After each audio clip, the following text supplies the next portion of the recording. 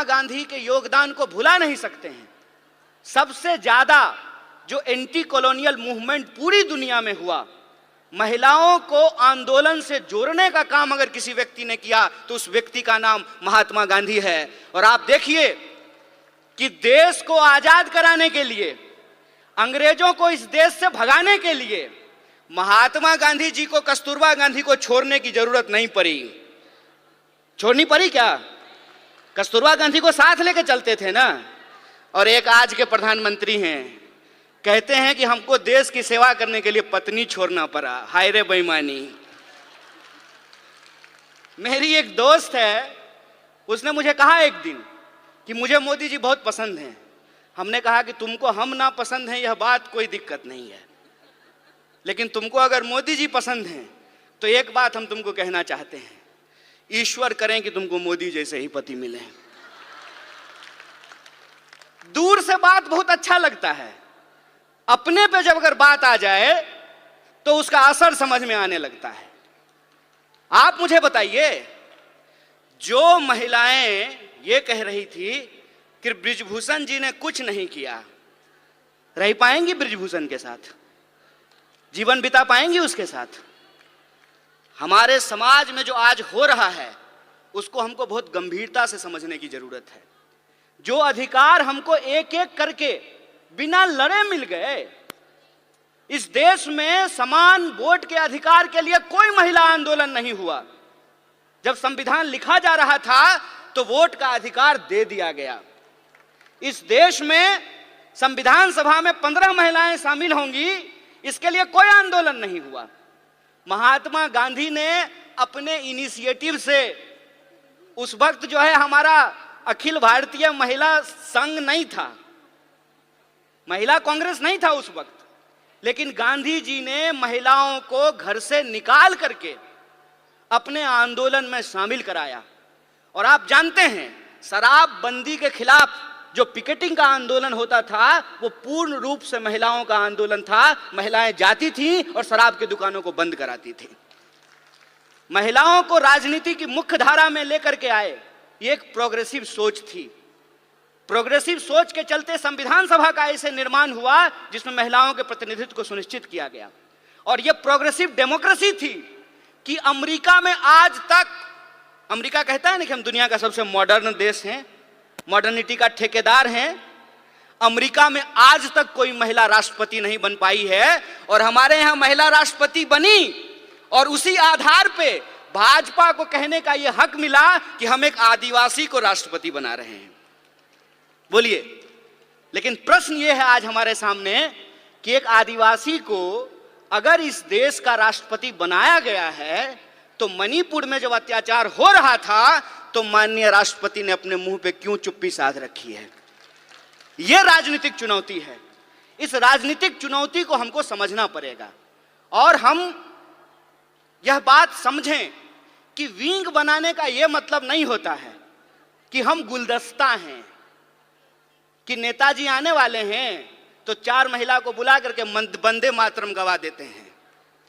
हम गुलदस्ता नहीं हैं कि भीड़ में जो है आप आगे में 4 लोगों को बिठा करके हमको सजा दीजिएगा।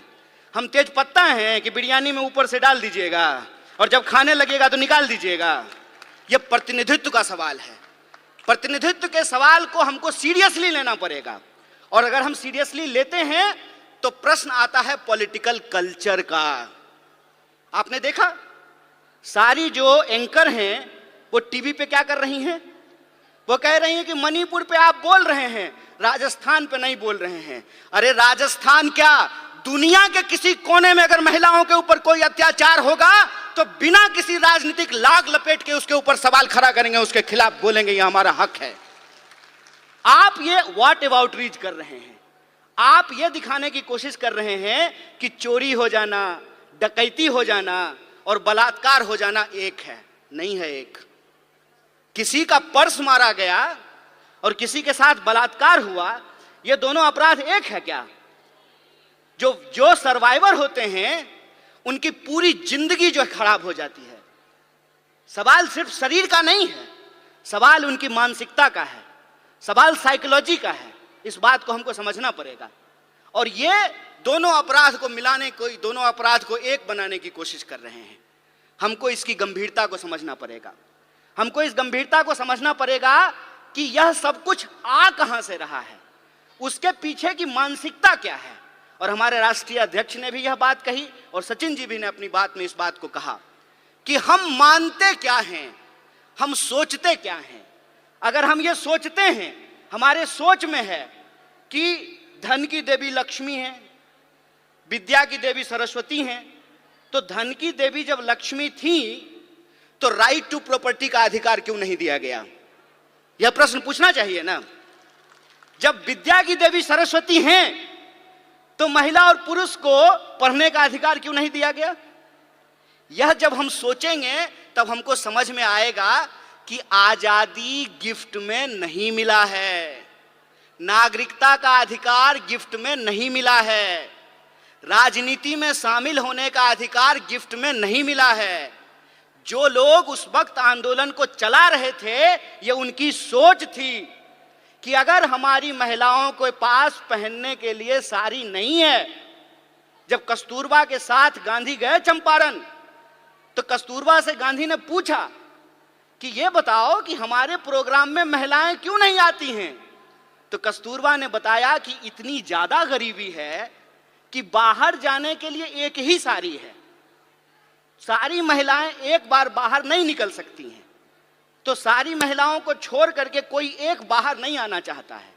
और एक कहानी बोल करके मैं अपनी बात को समाप्त करूंगा, उससे आप वस्तु स्थिति को अपने आप समझ जाएंगे।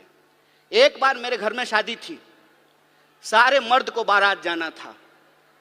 ये आज शुरू हुआ है कि अब जो है बेटे की शादी में मां भी बाराती बनती है और बहन भी बाराती बनती है। पहले ये नहीं होता था। मेरे बचपन में जो मुझे याद है कि जब शादियां होती थी घरों में तो सारे मर्द चले जाते थे और सारी औरतें रुक जाती थी। मेरी तबीयत खराब थी और मैं उस दिन जो है बारात में नहीं जा पाया। बुखार था बहुत तेज और घर में मैं सो रहा था। कुछ देर के बाद मैंने ये देखा, जब बारात चली गई है तो हमारे घर में गाने की आवाज आ रही है, थालियां बज रही हैं, ढोलक बज रहा है और लोग गा रहे हैं, नाच रहे हैं। कौतूहलता बस, आउट ऑफ क्यूरियोसिटी, मैं जाकर के चुपचाप दरवाजे के पास जाकर के देखने लगा। और मुझे इतना आश्चर्य हुआ कि जिस मां ने मुझे 9 महीने पेट में रखा, अपनी एक एक सांस दी, खून दिया, पसीना दिया, 9 महीने पेट में रख करके पैदा किया, रोज खाना खिलाया, पखाना साफ किया, पढ़ाया लिखाया, वो मेरी मां गाती है ये मुझे मालूम ही नहीं था। वो मेरी बुआ जिसकी गोद में मैं पला, वो बुआ जो है डांस करती है, मुझे पता ही नहीं था। और वो जो एक फोक कल्चर है, वो फोक कल्चर इतना मजबूत है कि वो वक्त मिलता था महिलाओं को अपने भीतर के श्रृंगार को प्रकट करने का, अपने भीतर के प्रेम को प्रकट करने का। जिस समाज में आपको आपकी भावना प्रकट करने का अधिकार नहीं हो, उस समाज में महिलाओं को राजनीति में लेकर के आना एक चुनौतीपूर्ण कार्य है। और हम जितना आगे बढ़ रहे हैं, यह जो विचार वाली बात है, जो ये कहता है निर्भया कांड के दौरान कि अगर वो उस बलात्कारी को भैया भैया कह करके माफी मांगती तो उसकी जान बच जाती, उसी मानसिकता के लोग जब आज सत्ता में बैठे हुए हैं, तो आपको लगता है कि निर्भया के न्याय के लिए जो कानून आया वो कानून बन पाता? वो कानून इसलिए बन पाया क्योंकि कांग्रेस का नेतृत्व सोनिया गांधी के हाथ में था। इस बात को याद रखिएगा।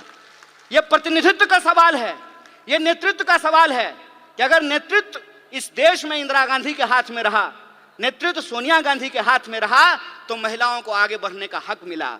और नेतृत्व आज एक ऐसे आदमी के हाथ में है जो पत्नी छोड़ करके भाग गया, तो महिला अधिकार का क्या होगा, इसको आप बखूबी समझ सकते हैं। इसीलिए मैं पॉलिटिकल कल्चर की बात कर रहा हूं। अपराध कहीं भी हो सकते हैं, अपराध छत्तीसगढ़ में भी हो सकता है, राजस्थान में भी हो सकता है, मणिपुर में भी हो सकता है, मध्य प्रदेश में भी हो सकता है।